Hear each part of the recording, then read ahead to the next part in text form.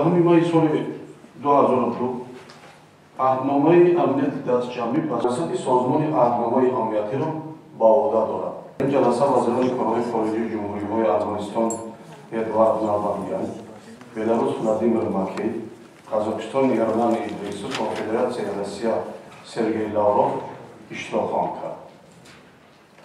Вазирони корҳои хориҷӣ дар рафти ҷаласа масъалаҳои муҳими сиёсати байналмилалӣ ва иқтидомотро ҷиҳати пешгирии хатар ва чолишҳои муосир дар минтақаҳои амнияти дастҷамъии созмони амнияти аҳдномаи дастҷамъӣ муҳокима хоҳанд кард.